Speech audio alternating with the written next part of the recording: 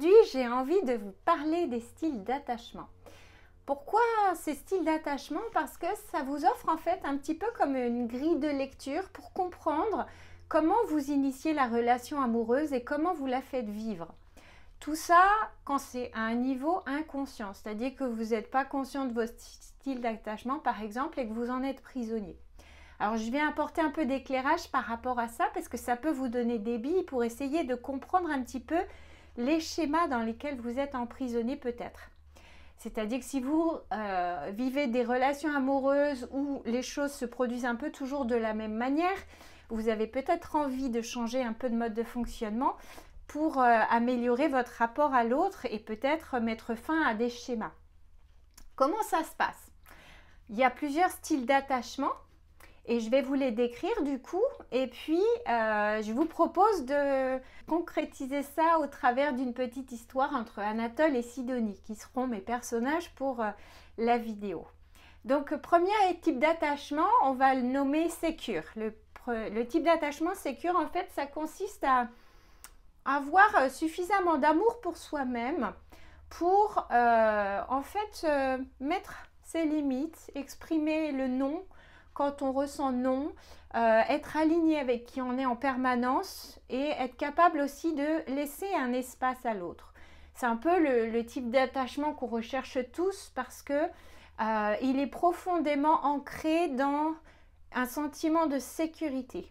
Donc ça, en général, soit on a la chance d'avoir des parents qui nous ont permis de développer ce type d'attachement-là naturellement, ce qui est quand même assez rare, soit on l'a développé parce qu'on a travaillé sur soi.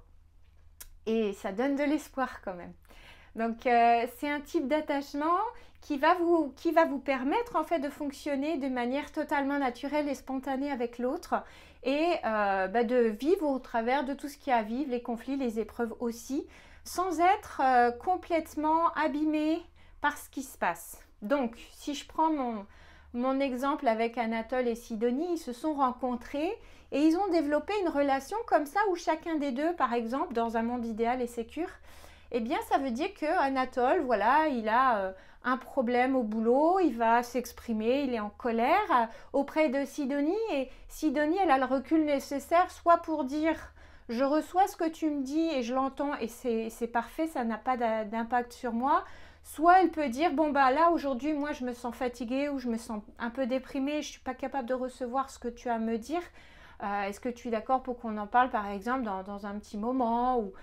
En fait, elle va écouter ses besoins Sidonie et exprimer exactement de quoi elle a envie pour que ça se passe bien. Et donc du coup, elle est capable de mettre sa limite. Et elle va pas se froisser si Anatole lui dit bon écoute je suis vraiment en colère, j'ai besoin que tu m'écoutes, etc. On va trouver un sujet, un compromis, une manière de fonctionner ensemble. Et quoi qu'il arrive, l'autre n'a pas ce pouvoir de nous faire bouger dans nos fondations profondément parce qu'on est suffisamment ancré et qu'on laissera à l'autre la possibilité d'être comme il a besoin d'être. Donc ça c'est le type d'attachement sécure. Ça vient dans l'enfance d'un mode d'attachement où les parents sont présents pour l'enfant quand il en a besoin, mais le laissent suffisamment autonome pour faire ses expériences et ils sont toujours là en backup pour lui assurer la sécurité. Donc l'enfant, il sait qu'il peut compter sur ses parents et en même temps qu'il peut prendre des risques qui vont lui permettre de découvrir le monde et de faire ses expériences. Voilà. Alors, je vais vous donner un autre exemple de type d'attachement, c'est l'attachement anxieux. Sidonie, elle est d'un type d'attachement anxieux et on va dire qu'Anatole, il est plutôt évitant. C'est assez souvent comme ça que ça se passe dans les couples, mais pas toujours.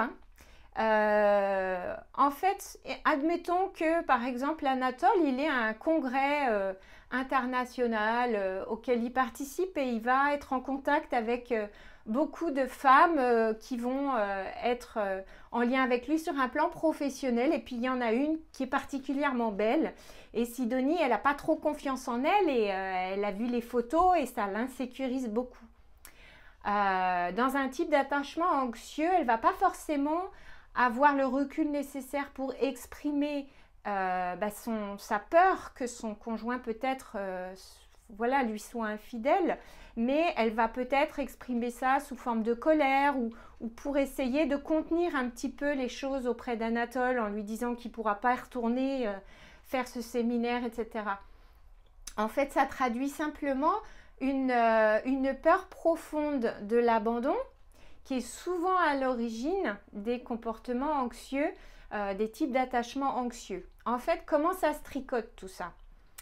Dans l'enfance, très souvent pour les personnes qui ont développé un type d'attachement anxieux, vous avez le parent qui vient un petit peu protéger l'enfant de toutes les manières possibles en lui expliquant de manière induite que le monde est dangereux.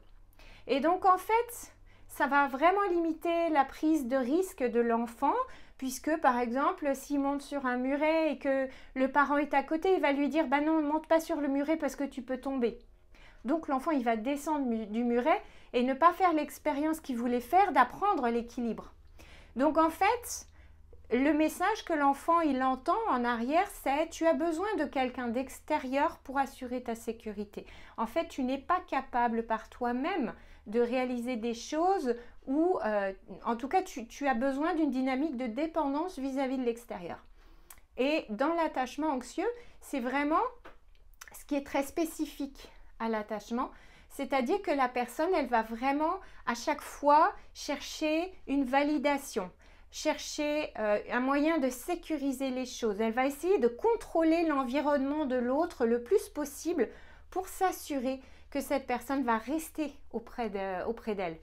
Donc ça, c'est vraiment typique de l'attachement anxieux. Donc ça peut être des personnes qui vont demander beaucoup de preuves d'amour en permanence, beaucoup de messages, beaucoup de constamment en fait la rassurer. Il faut la rassurer sur le fait qu'elle est aimée et que tout est sous contrôle, que tout est prévu et qu'il n'y a rien qui dépasse. Ce qui n'est pas forcément très réaliste dans la vraie vie, vous serez d'accord avec moi. Mais voilà, c'est sa vraie contrainte en fait. Maintenant, je vais vous parler du type d'attachement évitant. Le type d'attachement évitant, c'est pas mal l'opposé du type anxieux, c'est-à-dire que c'est des personnes qui vont avoir peur de s'engager. Autant les premières sont dans la dépendance affective et la peur que l'autre parte, autant les évitants, ils vont avoir beaucoup de mal à s'investir dans la relation. Alors, je caricature bien évidemment. Ça veut dire que, par exemple, dans le cas d'Anatole, si Sidonie exprime un besoin, voilà, peut-être de passer à un autre stade de la relation, comme se fiancer ou acheter une maison ensemble, on peut avoir de la part d'Anatole des réticences très fortes parce qu'il y a des peurs qui viennent. Et ici, les peurs ne sont pas les mêmes. En fait, ce type d'attachement, il vient dans l'enfance, généralement, pas toujours, mais d'un message en fait que l'enfant a intégré quand il était petit par rapport aux parents. Et ce message, c'est quand j'ai besoin d'aide, il n'y a personne en face. Donc pour reprendre la métaphore de l'enfant qui veut aller sur le mur, eh bien l'enfant il grimpe sur le mur et le parent est en train de faire autre chose, de regarder ailleurs et en fait il ne s'assure pas de sa sécurité. Donc si l'enfant il tombe, le parent ne sera pas forcément là pour l'aider, le consoler, le rattraper. Et du coup, dans le type d'attachement évitant, la personne, elle intègre très rapidement que ça ne sert à rien de demander de l'aide. Et que l'engagement affectif, il est dangereux. Pourquoi? Parce qu'on se met en fait dans une situation où on ne va pas forcément avoir ce qu'on attend ou ce dont on a besoin. Et ça va créer de la souffrance en fait. Donc, ça va être compliqué pour quelqu'un qui est évitant de répondre positivement à quelqu'un qui en demande de preuves. Donc ça se travaille aussi. Il y a un dernier type d'attachement qu'on nomme désorganisé et qui va consister à osciller entre l'évitant et l'anxieux en fonction des situations, parfois en fonction des personnes. C'est un type d'attachement qui est assez compliqué à vivre pour l'autre personne dans le cas d'un couple parce que on ne sait jamais trop sur quel pied danser en fait. Et ça vient du fait que dans l'enfance, l'enfant a eu des messages qui pouvaient être très contradictoires d'un parent qui pouvait vouloir être dans la fusion et l'instant d'après rejeter complètement l'enfant. Donc l'enfant, il n'a pas appris en fait un mode de relation stable avec l'autre et c'est hyper compliqué pour lui voilà, d'organiser finalement une relation qui soit stable, qui soit profonde, qui soit engageante auprès de l'autre personne. Alors, bien sûr, tous ces types d'attachements-là, tout le monde les a à des degrés divers. On peut même avoir un type d'attachement évitant avec une personne, anxieux avec une autre. Tout dépend des situations aussi, mais on a en général une dominante. Et par rapport à ça, pas de panique en fait. Il s'agit déjà dans un premier temps de reconnaître ces types de comportements chez vous.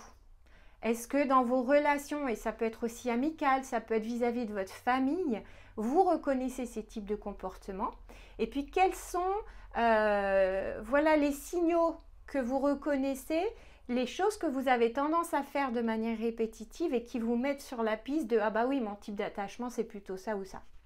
Donc ça, c'est le premier travail à faire pour vous en détacher.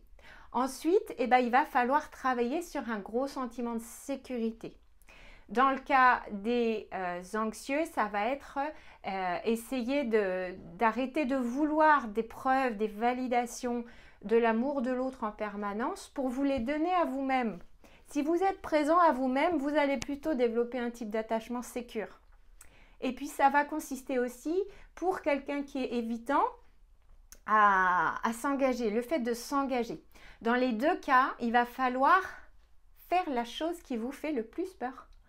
Donc pour un dépendant affectif, ça va être d'apprendre à vivre seul ou de se garder des moments de solitude pour voir un petit peu comment on gère la sécurité, le sentiment de sécurité dans ces conditions-là. Et pour quelqu'un qui est plutôt évitant, ça va être de prendre des engagements vis-à-vis de l'autre personne ou vis-à-vis d'amis ou de famille pour voir là aussi s'observer et voir comment on peut développer un sentiment de sécurité progressivement. Bien sûr, vous pouvez vous faire accompagner par des thérapeutes et c'est même recommandé parce que le sentiment de sécurité, ça ne se développe pas comme ça. Ça prend du temps et ça prend des thérapeutes qui sont bien ancrés pour vous accompagner d'une manière qui soit bonne pour vous et qui vous permette justement de réaliser tous ces changements en sécurité. Voilà. J'espère que ça vous aidera un petit peu et je vous souhaite une bonne journée.